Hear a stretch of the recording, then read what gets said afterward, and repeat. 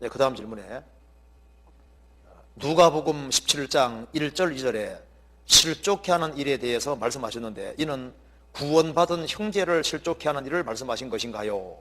찾아봅시다. 누가복음 17장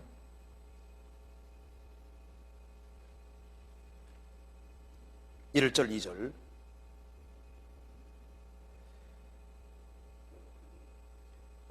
예수께서 제자들에게 이르시되 실족해 하는 것이 없을 수는 없으나 있게 하는 자에게는 화로다. 저가 이 작은 자 중에 하나를 실족해 할진대 차라리 연자 맷돌을 거목에 메우고 바다에 던지오는 것이 나으니라. 너희는 스스로 조심하라. 만일 내 형제가 죄를 범하거든 경계하고 회개하거든 용서하라. 여기서 질문 내용은 여기 실족해 하는데 구원받은 형제를 실족해 하는 것을 말하는 것이냐 하는 문제입니다. 성경 마태복음 18장 찾아봅시다. 18장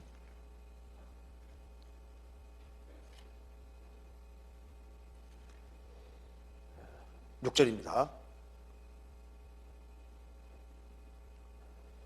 누구든지 나를 믿는 이 소자 중 하나를 실족해 하면 차라리 연자매 똘을 거목에 달리우고 깊은 바다에 빠뜨리는 것이 나으니라. 실족해 하는 일들이 있음을 인하여 세상에 화가 있도다. 실족해 하는 일이 없을 수는 없으나 실족해 하는 그 사람에게는 화가 있도다. 만일 내 손이나 내 말이 너를 범죄케 하거든 찍어내버리라.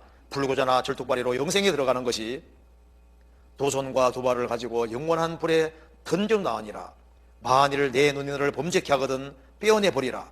한 눈으로 영생에 들어가는 것이 두 눈을 가지고 지옥불에 던져 나으니라. 삼가 이 소자 중에 하나도 없인 여기지 말라. 너희에게 말하노니 저희 천사들이 하늘에서 하늘에 계신 내 아버지 얼굴을 항상 비옵느니라.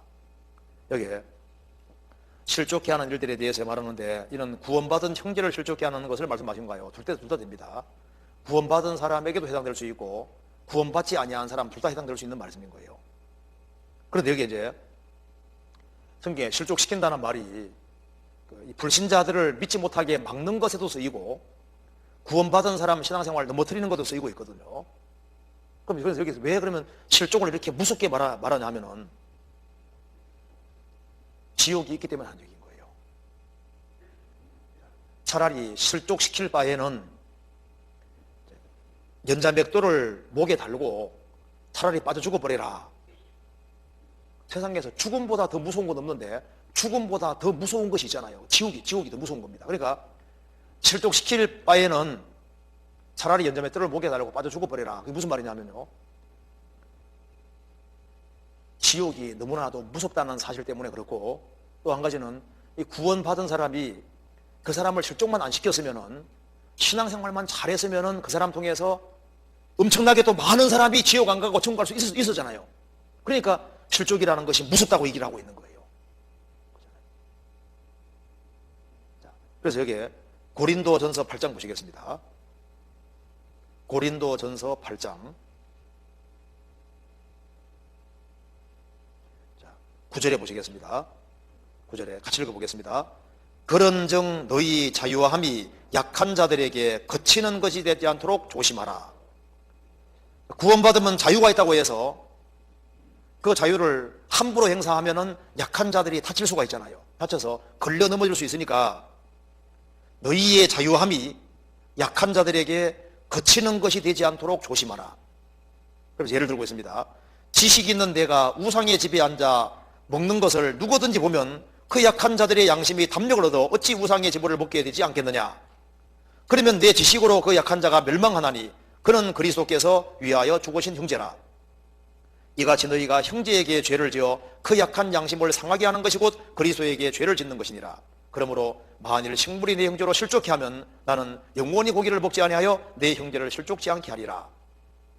그러니까 우상의 제물을 먹지 말아야 했는데 우상 제물 그거 뭐 우상에게 드려져도 하나님 한 분밖에 없는데 우상 아무것도 아니다 생각하고 나는 담대하게 먹었다 그 말입니다.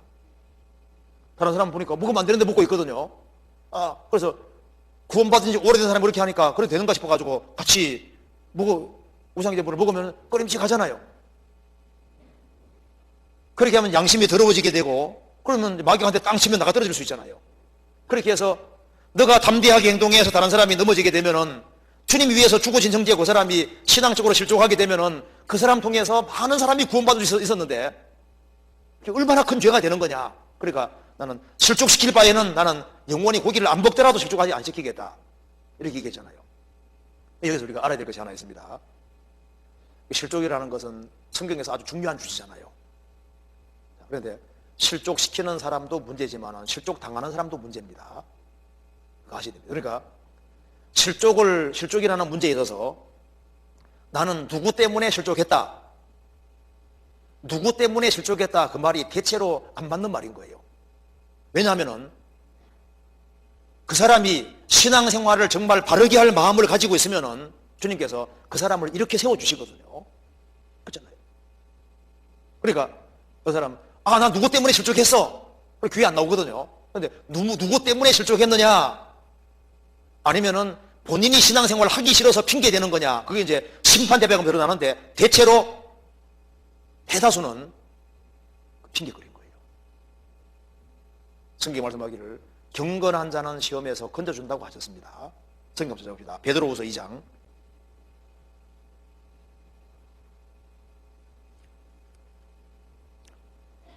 베드로후서 2장 9절입니다. 같이 읽어보겠습니다. 주께서 경건한 자는 시험에서 건지시고 불의한 자는 형벌 아래 두어 심판날까지 지키시며 주께서 경건한 자는 시험에서 건져주십니다. 신앙생활 바르게 하려고 하는 사람에 대해서는 주님께서 그 사람이 실족하지 않도록 도와주셔요. 그는 넘어지지만 아주 엎드러지지 않습니다. 시편 37편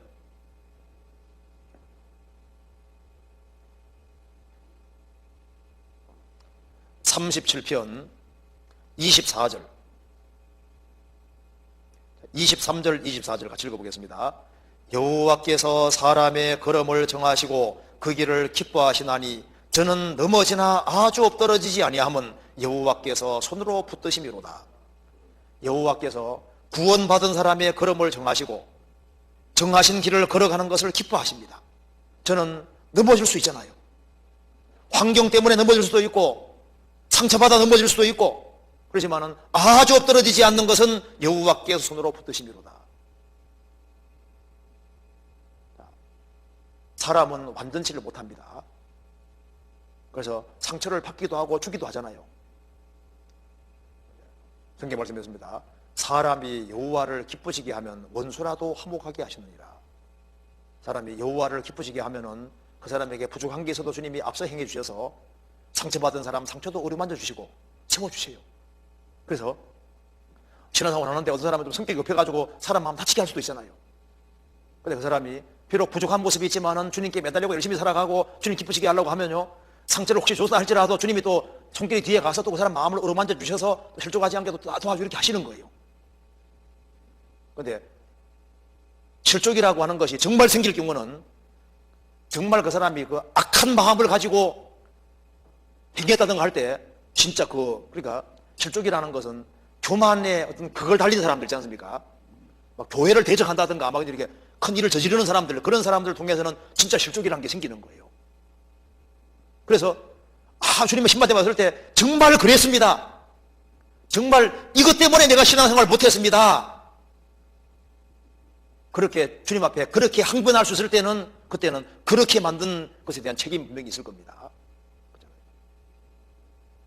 그러니까 신앙생활하는 가운데서 나는 누구 때문에 나는 신앙생활을 못하고 실족했다 그런 말 하는 것을 저울에 딱 달아볼 필요가 있습니다. 사실은 마음속에 신앙생활 바르게 하기 싫고 육신대로 행하기를 원하고 자기 편한 대로 하기를 원하는 그런 마음 때문에 어떤 상황이 딱 생기면 그걸 기회 삼아서 에라 모르겠다고 나가 자빠져가지고 나는 누구 때문에 신앙생활을 못해 그러면서 이제 자기 합리화시키는요, 주님 앞에 가봐야 혼날 거라고. 그거는